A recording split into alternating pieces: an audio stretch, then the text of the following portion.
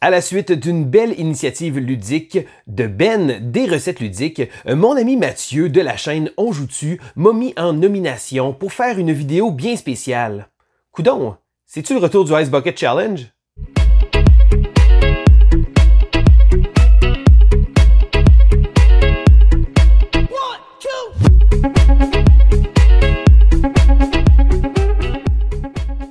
Bonjour les gars du jeu, mon nom est Sylvain et on se retrouve aujourd'hui pour une vidéo bien spéciale de mon profil de joueur. Alors comme j'expliquais dans mon introduction, c'est une série de vidéos que Ben des recettes ludiques a commencé, puis je trouve que l'exercice est super intéressant. Donc quand Mathieu de la chaîne On Joue-tu m'a envoyé un message en me disant « Hey, c'est à ton tour de nous pondre ton profil de joueur », je me suis dit que je trouvais l'idée vraiment géniale. D'ailleurs, je vous invite à regarder là, dans la publication, je vais probablement nommer quelques personnes pour essayer de faire un exercice similaire. Alors, fidèle à Mathieu et à Ben aussi, j'ai décidé de suivre leur structure. Donc, ils ont bien divisé ça en différents points. Donc, je vais utiliser les mêmes points, je pense, de manière à pouvoir faire une belle comparaison entre nous autres. Et je trouve ça vraiment intéressant parce que ça fait aussi une espèce de petite rétrospection personnelle. Et j'ai fait ça à travers le temps sur la chaîne avec des vidéos spéciales, des fois, des concepts ludiques que j'aimais, des choses comme ça. Et je trouvais que le profil de joueur, ça se prêtait très bien. Donc, on va commencer avec le premier point, le gameplay. Alors, le gameplay, là, je me suis demandé quel type de jeu je joue et je me suis rendu compte que j'y allais vraiment dans un grand éventail de jeux différents. J'aime les jeux plus simples aussi, j'aime ça les jeux accessibles, j'aime ça les jeux qui vont être faciles à pouvoir montrer parce que, au final, mon but premier, c'est de rassembler des gens, c'est de partager mon hobby. Donc, c'est pas de trouver le bon jeu à plugger, c'est vraiment de trouver le bon jeu pour les bons joueurs. Donc, de trouver le bon moment de plugger un certain type de jeu.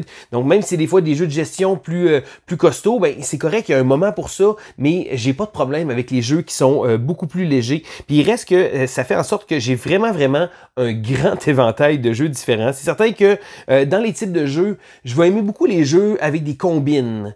Bon, je suis un ancien joueur de Magic dans le temps quand j'étais plus jeune, mais j'ai toujours regardé cet aspect de Johnny-là, cet aspect de combine, de combo. Donc, quand je réussis à faire des enchaînements de choses qui font en sorte une espèce de réaction en chaîne, d'effets, j'adore ça. Donc même des fois, si mes amis disent que je patine dans le beurre, donc j'aime ça faire beaucoup de manipulation, mais j'aime les jeux qui me challenge et que après avoir fait un coup, j'ai l'impression que yes, j'ai vraiment réussi un bon coup. Donc c'est quelque chose d'espèce de petit challenge mental que j'aime beaucoup, mais j'aime aussi les jeux abstraits. Donc il y a j'ai longtemps joué aux échecs quand j'étais plus jeune. Je prétends pas être du tout bon. J'étais dans un club d'échecs, mais j'étais assez bon pour être dans un club d'échecs, mais pas assez bon pour pouvoir gagner. Mais il reste que les jeux abstraits, c'est vraiment une série que j'aime beaucoup. Des fois, il y a des jeux qui gagnent à être connus, qui même s'ils n'ont pas nécessairement des thèmes forts, pour moi, j'aime ça. Et il y a quelques années, j'ai découvert un amour pour les wargames, donc les miniature wargames. Ben oui, les jeux comme Warhammer. Des fois, on se dit, écoute, on peut jouer à des jeux de société ou jouer à des wargames. Et je dirais que j'ai décidé d'essayer de faire les deux, c'est pas évident, mais j'aime beaucoup ce type de jeu-là qui est encore une fois un type vraiment différent, donc je vais vraiment tirer à gauche et à droite, tout dépend des gens avec qui je vais être. Mais si je me concentre sur les mécanismes de jeu, donc les différents mécanismes que j'apprécie plus que d'autres. Bon, c'est certain que je vous ai parlé tantôt de combo, donc c'est certain que ça va souvent se ramener avec du tableau building, donc de construire un tableau qui va me permettre de faire un moteur, de faire un engin. Donc les engine builders, c'est quelque chose que j'aime beaucoup. C'est un concept ludique que j'adore de fabriquer ma machine pour essayer justement d'être de plus en plus performant et de me pousser comme ça. Bon, j'aime aussi les deck builders, c'est certain que ça rentre dans la même chose de pouvoir optimiser une machine. Mais j'aime aussi là, le placement d'ouvriers, la pose de tuiles, et j'aime aussi les jeux qui ont un aspect de gestion économique. C'est quelque chose que j'aime beaucoup, d'avoir une espèce d'économie, des fois une économie fermée, des fois du acheter bas, revendre haut, de la spéculation, jeux type boursier, les choses comme ça. C'est quelque chose que j'aime beaucoup et c'est vraiment un feeling que j'aime bien dans des jeux, quoique souvent c'est des jeux qui vont être un peu plus cutthroat, un peu plus direct. J'ai pas de misère avec ça, mais ça de toute façon je vais en reparler un peu plus loin avec les interactions. Je continue maintenant avec le matériel et les règles. Le matériel et les règles. Donc, c'est certain que j'aime ça avoir des règles claires. Il y a tellement de livres de règles qui sont faits. pas assez bien, je dirais. Et bon, c'est certain que avec la chaîne, je suis amené à lire beaucoup de livres de règles, beaucoup plus que les gens de tous les jours là-dedans. Et j'aime ça, j'adore ça, mais j'avoue que après avoir lu des centaines de livres de règles, on apprend une espèce de pattern à suivre et à ne pas suivre. Si jamais vous m'écoutez, vous faites des jeux sur l'arrière du livre de règles, un résumé, des mots-clés, des phases de jeu, un résumé des icônes, ça prend un résumé sur l'arrière du livre de règles. C'est vraiment un must et c'est quelque chose de très important. Et si j'ai le moins possible besoin d'aller sur les réseaux sociaux pour trouver une réponse à une question, c'est vraiment souvent un bon signe d'un bon livre de règles. Aussi des aides de jeu, les gens ont tendance à pas tout le temps le faire et ça peut être tellement pratique d'avoir une petite aide de jeu ou qu'on puisse passer facilement sur la table. C'est vraiment quelque chose qui va aider. Même chose avec l'iconographie. Donc l'iconographie d'un jeu de société, je joue souvent avec un de mes amis, mon ami Marco, il va jouer à une tonne de jeux avec moi, mais c'est pas lui habituellement qui va prendre les livres de règles pour les apprendre, quoi que ce soit, mais il a appris à avoir tellement un bon œil. Donc c'est certain que quand on joue à un jeu, il va remarquer beaucoup avec l'iconographie et de faire en sorte d'avoir un jeu qui est clair, une iconographie claire va faire en sorte que le jeu, c'est une espèce de langage qu'on apprend. T'sais, on parle français, on parle anglais, on parle espagnol, mais le langage de lire bien les icônes et de bien représenter ces icônes-là pour que ce soit un tout clair sur la table, moi, je trouve ça vraiment important pour un jeu de société d'être clair comme ça. Et oui, les icônes peuvent tellement aider, ça va passer la barrière du langage, mais des mauvaises icônes vont tellement être un véritable frein pour un jeu. Donc, c'est vraiment important. Sinon, côté matériel, je pense à ça, puis j'aime les jeux avec du bling, c'est certain. Bon, j'aime beaucoup ça, avoir des pièces en monnaie, des pièces de monnaie en métallique, c'est toujours le fun à manipuler. Des belles ressources custom. Avant, j'avais vraiment un gros trip, je suis allé chercher un paquet de ressources, j'ai un petit bac, un petit coffre au trésor avec des belles ressources custom et j'aime vraiment beaucoup ça, des jeux comme ça. Mais c'est pas tout nécessairement d'avoir des jeux qui sont pimpés comme ça, ou même des plastiques et des miniatures. Et là, c'est drôle parce que j'amène le sujet du plastique. Je joue à Warhammer, donc c'est certain que j'ai appris à monter des modèles, à peindre des modèles. Je suis pas un excellent peintre, loin de là. Je suis fonctionnel, mettons, quand j'ai le temps et la motivation. Mais j'aime quand même les figurines de plastique. Mais c'est pas obligatoire. Il y a beaucoup de monde qui veulent du plastique pour avoir du plastique. Et j'ai remarqué que quand il y a trop de figurines, ça va détourner un peu. C'est certain que si vous peignez des figurines, c'est super. Vous allez les peindre. Moi, je regarde la pile de miniatures, je suis comme, j'aurais jamais l'occasion ou le temps ou la motivation de tout faire ça. Mais sinon, juste des personnages principaux, des fois, ça peut être quelque chose où récemment, j'ai trouvé que ils utilisent de plus en plus des standees et récemment, il y a des standees en acrylique. Donc, vous savez, il y a un petit standees, là, justement, un petit stand avec habituellement un personnage en carton, des fois qu'on va pouvoir voir, mais que ça va être coloré. Mais là, il y a des standees en acrylique que je trouve vraiment superbe. Donc, ça donne vraiment un beau look au jeu. Et je pense que pour beaucoup de jeux, je préfère avoir un standee comme ça que d'avoir une figurine en plastique. Mais bon, c'est certain que de temps en temps, j'aime beaucoup ça, pouvoir essayer de peindre un peu aussi des belles figurines. Mais je pense que sinon, c'est pas vraiment un must pour moi. Un jeu qui a beaucoup trop de plastique, trop de figurines, ça va être un turn-off pour moi. C'est pas vraiment quelque chose. Puis j'aime encore le look classique aussi du bois parce que malgré le fait bon que j'aime justement, comme je disais, les jeux de luxe, là, des choses comme ça, mais un jeu des composantes de bois, c'est quand même toujours le fun à manipuler. Je pense que je suis pas difficile pour ça. Tant que c'est du bon matériel de bonne qualité.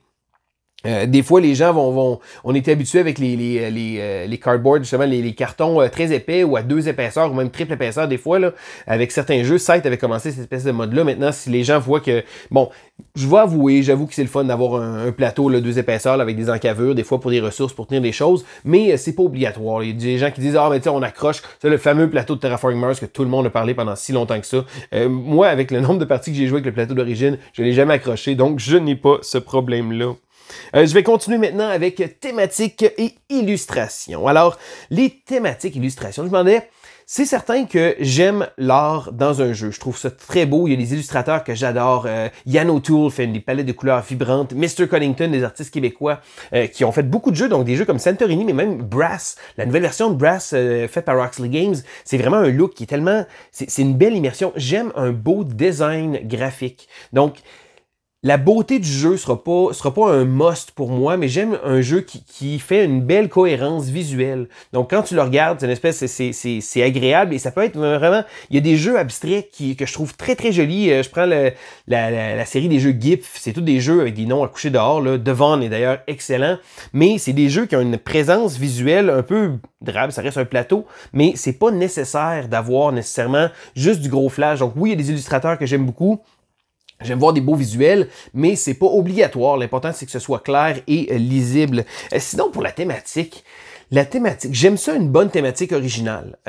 Des jeux qui sortent des sentiers battus, qui vont faire des choses un peu différentes. Donc, c'est certain que j'aime les thèmes médiévaux fantastiques. Bon, j'ai grandi avec le Seigneur des Anneaux, des choses comme ça, mais c'est pas, je veux dire, j'aime autant des thèmes de l'espace que des thèmes justement médiévaux, mais quand on sort, c'est niaiseux, mais là, maintenant, le jeu est rendu un classique pratiquement, là, mais Wingspan, le thème des oiseaux était tellement original parce que c'était comme, il y avait rien qui ressemblait à ça. Et quand on trouve un thème vraiment original, je trouve ça le fun, je trouve ça, ça fait changement. Il y a eu récemment des jeux avec la pêche, parfait, excellent. C'est des thèmes qui sont originaux et pour ma part, même si le thème n'est pas obligatoire, vu que, bon, je joue même des abstraits, des choses comme ça, mais il reste que de temps en temps, j'aime ça, des thèmes qui vont coller. Puis il y a certains thèmes aussi que je me rattache beaucoup plus. La construction de ville, par exemple. Les jeux, même avec une thématique civilisation aussi, mais j'aime ça construire. Et là, ça rentre un peu dans les types de jeux que je joue, un peu de combine comme ça. Mais l'aspect d'un jeu de construction de ville, ça va toujours attirer mon attention. Donc, même si le jeu, peu importe les mécanismes nécessairement du jeu, mais si jamais je colle là-dessus, je suis comme, oh, parfait, un thème qui m'intéresse, ça peut donner beaucoup de jus à un jeu en tant que tel. Je prends un exemple, là, la poursuite du bonheur, qui est un jeu qui est un bon jeu, c'est un jeu de placement d'ouvriers, mais le thème vient tellement rehausser l'expérience pour moi, parce que c'est comme si c'était une partie de Sims. Je trouve ça vraiment génial. Donc, des thèmes, ça peut faire très mal à un jeu aussi, des thèmes classiques, des choses comme ça, mais je trouve que ça peut rehausser si c'est bien appliqué. Je continue avec les interactions. Et là, c'est drôle parce que les interactions, c'est souvent quelque chose qui va diviser beaucoup de gens. J'aime les jeux interactifs, oui, mais c'est pas obligatoire que le jeu soit interactif. J'aime les jeux où je construis mon petit moteur, je suis dans mes choses, je fais mes petits trucs, je fais mes trucs. J'aime ça, me concentrer sur mes choses. De temps en temps, j'aime ça un jeu aussi qui va avoir de l'interaction avec d'autres joueurs, mais souvent, ça va être avec plus de joueurs. Tandis que j'ai pas de problème, moi, un jeu qui joue en solitaire, parce que bon, je vais jouer en solo de temps en temps. Beaucoup moins qu'avant, je dirais que l'idée de jouer en solo est toujours intéressante, mais je prends moins le temps de le faire depuis quelques temps. Mais il reste que je n'ai aucun problème pour ma part, un jeu qui n'aura pas d'interaction, parce que c'est pas tous les jeux qui méritent d'avoir de l'interaction. Du même titre que ça prend des jeux qui vont générer de l'interaction, mais certains types de jeux sont plus propices avec ça. Et je trouve que, pour ma part, encore une fois, je reviens avec ce que je disais au tout début, c'est de trouver les bons jeux pour les bonnes personnes autour de la table. Donc, je connais des gens qui vont préférer des jeux beaucoup moins interactifs, d'autres où que ça va être plus léger, vraiment là, un peu plus take that aussi. Et j'ai pas de problème avec le take that ou le chaos quand c'est des jeux qui sont pas trop longs, des jeux qui sont, tu sais, de travailler pendant 2h30 pour qu'à la fin de la partie, un joueur fasse un coup fourré puis comme tadam! Ah, ça fait mal. Bon, c'est certain que quand on joue à des jeux comme Game of Thrones ou des choses comme ça, c'est le genre de choses qui peut arriver. Mais je trouve que pour ma part, chaque jeu mérite un niveau d'interaction différent et je n'ai aucun problème avec les jeux qui ont peu d'interaction, au même titre que les jeux qui ont beaucoup d'interaction aussi. Donc, c'est vraiment de trouver, comme j'explique, d'avoir le bon jeu pour la bonne occasion.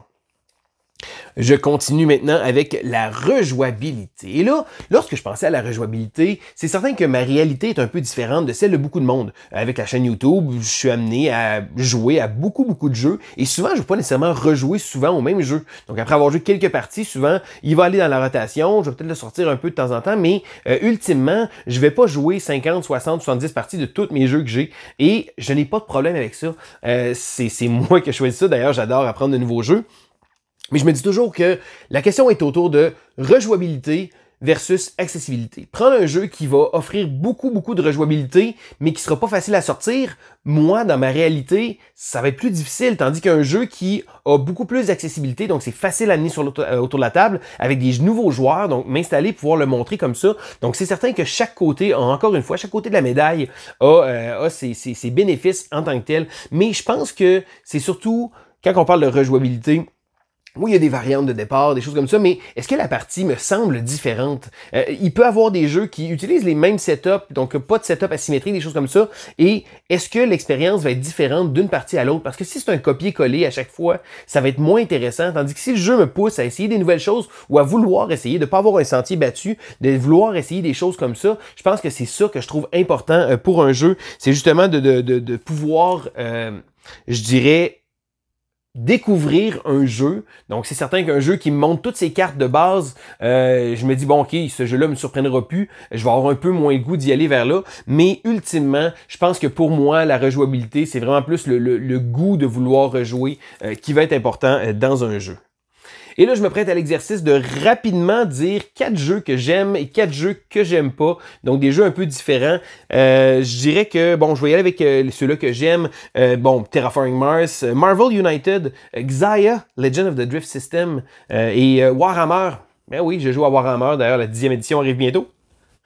Et voilà. Donc, je pense que ça montre un peu des choses un peu différentes. Concernant les jeux que j'aime pas, je vais dire les Lacerda, et là je sais que je ne veux pas me faire lancer des tomates, c'est des jeux qui sont brillants, c'est des jeux qui sont super intelligents, mais j'ai juste pas de plaisir à jouer à Lacerda. J'en ai essayé quelques-uns, puis je suis comme, ah, ça marche pas avec moi.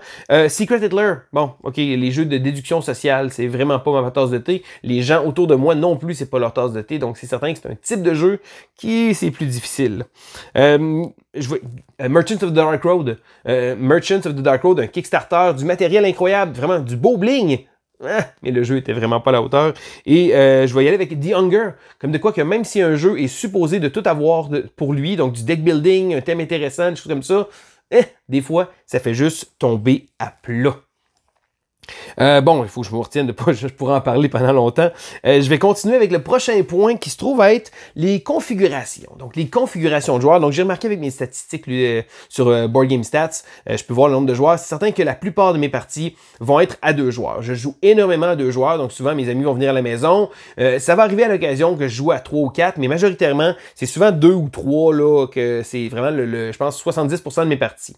Dans les conventions, j'aime ça les jeux avec plus de monde, donc c'est certain que là, le range de jeu va changer aussi. Jouer un euro de gestion, je vais l'aimer mieux à 2 joueurs parce qu'à 4, ça va être beaucoup trop long. Tandis que jouer un jeu interactif ou que ça rebondit d'un bord puis de l'autre, je vais préférer jouer à ça avec plusieurs joueurs. Donc c'est certain que l'idée de trouver le bon jeu, encore une fois, je répète tout le temps le même concept, trouver le bon jeu pour les bons joueurs. Sinon, bon, comme j'expliquais tantôt, en solo, j'aime beaucoup l'idée de jouer en solo, je pense. De savoir qu'un jeu, si jamais je veux le sortir, je peux le jouer et je le fais de temps en temps, mais auparavant, j'étais beaucoup plus un joueur solo. Je joue encore, mais je dirais que là, ça va plus vers les explorations ludiques que je vais faire. Aussi, je tiens à dire que je suis un peu moins jeu en virtuel. Donc, les plateformes comme Board Game Arena ou Tabletop Simulator ou des choses comme ça, je suis beaucoup moins joueur en virtuel. Bon, pendant le début de la pandémie, j'ai joué un peu sur les plateformes virtuelles comme ça. Ça a permis de pouvoir jouer de 1. Il y a certaines petites applications, des fois sur mon cellulaire, que j'aime beaucoup. L'application de Through the Ages est vraiment super le fun. Suburbia aussi, c'est vraiment génial. Mais ultimement, après avoir joué un peu à Board Game Arena, c'est pas le genre de plateforme parce que je pense que ce que j'aime justement du jeu, c'est que oui, bon, apprendre jouer à des jeux, mais c'est l'aspect tactile, l'aspect de manipuler des pièces. Je passe beaucoup de temps devant un ordinateur au travail et d'avoir une espèce de contact tactile, un contact avec les gens aussi pour ça, mais juste de manipuler des pièces. Et c'est ça que j'aime, je pense, de jouer, c'est l'aspect tactile du jeu de société, donc tactile dans le sens de pouvoir y toucher, pas d'écran. Mais je pense que pour moi, c'est vraiment ça qui va être important et c'est la raison pour laquelle j'aime un peu moins les plateformes virtuelles. D'ailleurs, à mon tour, je vais probablement nommer quelques personnes pour essayer de faire un exercice similaire. Et je vous invite aussi à aller regarder sur YouTube. Écrivez mon profil de joueur. Vous allez voir, bon, peut-être quelques YouTubers qui ont fait ça. Et je pense que ça peut être intéressant de pouvoir voir un peu les goûts de tous et chacun. Donc, c'était Sylvain pour l'École du jeu. On se dit à la prochaine!